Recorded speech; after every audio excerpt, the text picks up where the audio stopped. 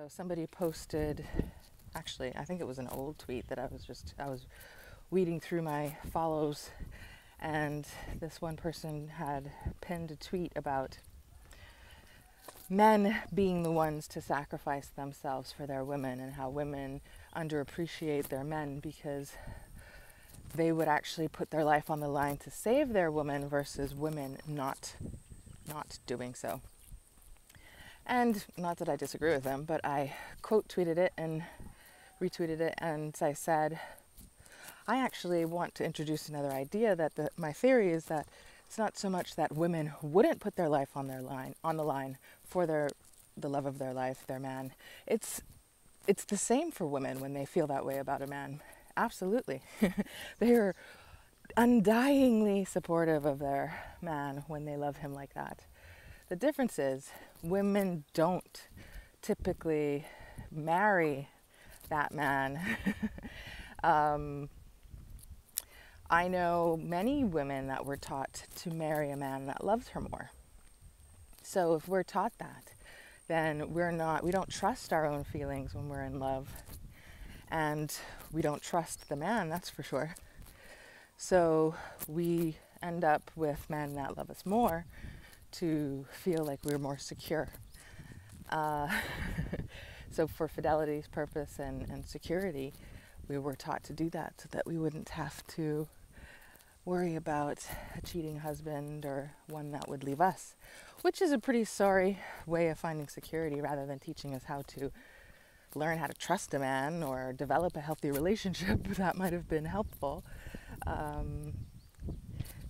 So it's an interesting additional layer. And then some guy came back and was like, well, I would think it would be basically hypergamy. And I said, yes, and nobody's arguing against hypergamy, but hypergamy is a theoretical construct that is it explains our evolutionary behavior. But mothers teaching their daughters to marry a man that loves her more and to minimize the feelings of real love as a rationale for marriage, now that bugs me. Maybe it's just me. And the thing is, it's never good when somebody loves the other one that much more. It's important to have a pretty, it's never always exact, but it fluctuates all the time, right? The one or the other is in more at one time or another in love with the other. But you have to have a fairly regular, consistent level of love for each other for it to work the best. It's important to have that. We talk about demonizing the whole idealistic romanticism of Hollywood and whatnot, and how bad it is to teach kids growing up that they should look for that type of fairy tale romance. And yes, granted, it's missing a whole lot of logic and reason and respect and all the structure of healthy relationship, but there is a huge component of the romance and the love and the attraction that is priority, and we cannot lose sight of that. And I feel like that's what's happened now, is that we've gone so much in the other direction that we're encouraging people to marry with their brains and not their hearts and their intuition, really. It's like your gut. Marry with your gut and your brain and your heart, but don't marry with your brain leading. And I think that's actually what feeds into the hypergamy the most.